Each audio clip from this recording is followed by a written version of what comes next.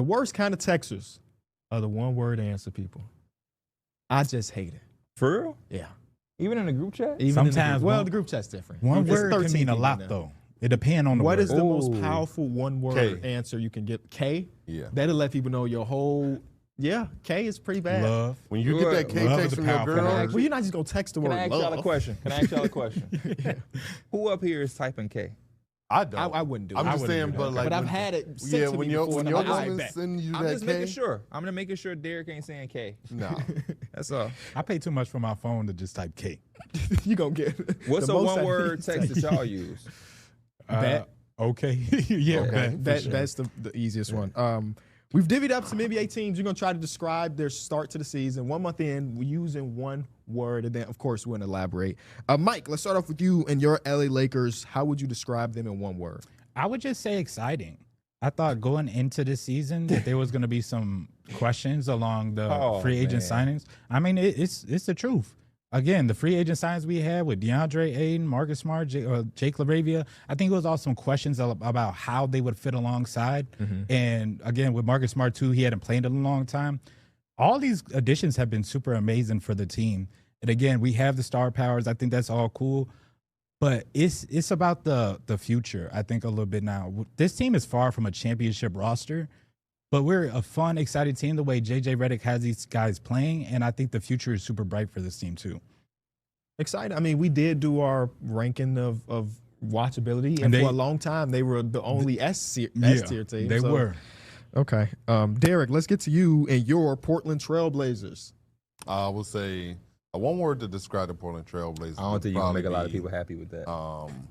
The Euro Trailblazers. They're going to want me to speak for them. But I'm a Knicks fan. I would say dynamic, because I think when you look at their team, they kind of have a lot of these dynamic scorers that can Did you kinda just go think out there. about that? No. Oh, okay. I'm sorry. Oh, no. Dynamic is probably one way I would, because Denny does it on a lot of different ways. Jeremy Grant gets it to you in a different way. Shaden Sharp does. And then they kind of just play in this fun, flowing way that I think a lot of people would enjoy being around. Not mad at that. P, your Knicks. Irrelevant. Oh. Let me hear that. That's a strong word. That's a very strong word. Only reason I feel and say that is because I think that the Knicks are in that tier of like, they got to do it in the playoffs and they got to do it at a high level. We like, unfortunately, you know, I was telling a fan about that with the Rockets. He was like, man, I wish y'all, or, you know, you was rocking with the Rockets last year. I wish you was like that this year. And I'm like, y'all have reached a level where y'all are good. So it's really no reason to, you know, talk about y'all 24/7 because y'all are going to like coast into the playoffs and everything. And I think the Knicks are kind of in the same thing where Knicks fans, I be seeing them going back and forth about every little thing. But it's like, bro, it won't matter until we get to the playoffs. We can win 55 games. We can do all of these crazy things. Mike Brown offense can look nice one night. We could struggle against the Mavericks last night.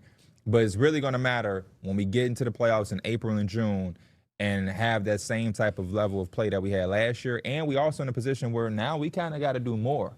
You know, going to the Eastern Conference Finals or making it to the second round will not satisfy anybody when you talk about the New York Knicks. So I'm enjoying them. I'm always going to want to watch my team and support them. But I do watch these games and be like, you know, cool. It's never like, you know, I mean, you have a comeback win or something or somebody go off. It's like, yeah, Cat, do your thing. But for the most part, I don't really stress or go back and forth too much over these games because regardless, even if we won 60 games, we got to go in the playoffs and make it happen. Yeah, I think it's unfair for a couple of those teams. It's like it is. We know what you're about, but the real questions again are in the postseason. So it's just the truth, though. Like that, it is, but it's just the reality. I also wonder how much of that is your personal fandom too. You know, like from an outsider's perspective, I've been. I mean, not saying that you're not enjoying these things, but I understand the higher level. Like it doesn't matter to the postseason. But like on a game-to-game basis, they've been super fun to watch. And again, you're not saying that they're not. But when it is your team, it is hard to internalize relative success, especially I'm also coming coming off off the season. Last year. Yeah. Last year, we sat there as a fan base, stressed over everything. Everybody talked about how we couldn't beat these teams and all of those teams. And I was going into the playoffs with this mindset of not getting too high or like not over-anticipating anything. And we made it to the Eastern Conference Finals. I was a team that was not a person that was not expecting that at all.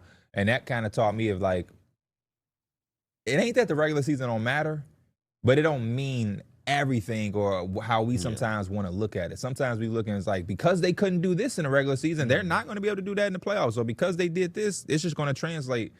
It don't always work that way. And we had such a great year. We done fired a coach. Yeah. You know what I mean? Like, it's just a lot. So I am enjoying it, but I am not trying to – I'm trying to enjoy it, not having to really stress either. It's just it's a regular season game. Of course, I have my Chicago Bulls. The word I would use, the word that Stacey King's been using, is cardiac.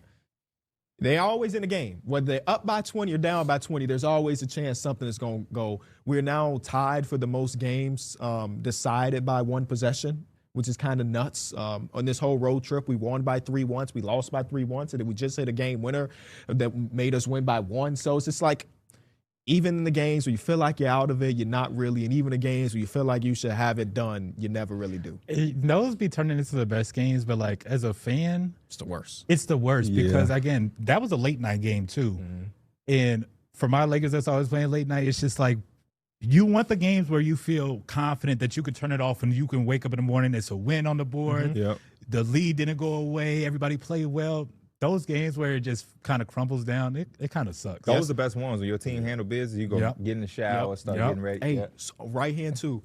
We were up by 21. I was watching it in my office, and I went upstairs to take a shower. I'm like, I'm gonna keep the game up, like so I can listen to it.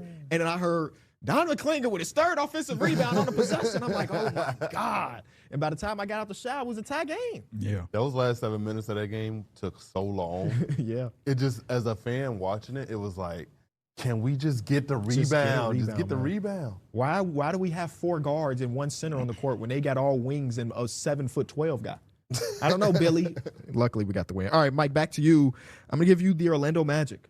I'm going to say confusing. Again, they've been on the trend a little bit, but for the whole month, there's a lot of times when you look at this team and you say, they're playing really well. And then the very next game, you're looking at them and you're just kind of scratching your head like, what the hell happened? And then on the other part, you added Desmond Bane for the 3-point shooting. That has not translated at all, really. Again, like, it's a long season. But Which even is just the confusing, so I attempt, agree. even the attempts is like a career low since I believe his rookie year. So it's just a little off. That's a fair one. That's a fair one. But again, I do think they starting to turn around a little bit. They are. And one of the worst things that can happen as a star player is that when you go out and your team start to look good, and now everybody's like, Is it because of him? See, Paolo really wasn't about that winning stuff. Trae Young really not about that winning stuff. And it's like, man, let's see what they do when they come back. We rooting for you, Paolo. Back to you, Derek. The Thunder. Suffocating. Just because defensively they come out and they just kind of shut the water off and they make sure that your star player is not going to have a good night and they kind of dare everybody else to beat them. And even those guys, they make them struggle too. And they kind of just turn everybody over. They get out in transition. They play a style of basketball that I don't think a lot of people would want to go against. Yeah, suffocating is probably the perfect word to describe what they're doing over there. Don't matter the lineup. It's like, yeah, we got guys that can just cause havoc. Everybody's bought in. Even dudes that not even looked as defensive oriented, like Isaiah Joe is out there making defensive plays and stuff. How y'all feel about Lou Dort? How do we feel about him? I seen it. I was talking about like the Raptors, and I said something about them making a move. And an OKC Thunder fan was like, "Man, if we look to trade Dort, he'd be good over there." And I'm like, that's like the first time I ever heard somebody say something like that. Yeah, I can see. He has a nice contract From Toronto too. Which I think is I like. think that's why the dude said. I think the contract makes it appealing too. I think he's only on like $20 million a year for a player that what he brings, and you know those contracts could add up into something nice for OKC. sure. So I wonder if they said that because they know he might have to be a sacrifice to keep the broader team around. He also ain't shooting the ball. And See, every time I look up 1 of 5, 1 of 6. See, I didn't know that. The last few games, he's actually been making them. Really? Because I think that literally the last game he was 1 of 5. Last day he was 4 for 8, I think. Oh, maybe I looked at the game before that. And I think the game before that. the game before that, I think he hit one of the bigger ones, but it was his only 3 that he hit. Yeah, he was 1 of 5. Oh. Last one, P. Denver Nuggets. Satisfying. When I watch and look up at the Denver Nuggets on a night-to-night basis, I am extremely satisfied with their team. And I think they are the biggest threat to OKC, like legitimately. I could see this team beating OKC. Yeah. I could see this team going to the finals. But I just love that they have a team that can kind of, I turn them on, they be feeling like they just chilling. And I think they're supposed to be like that. They're supposed to be like that.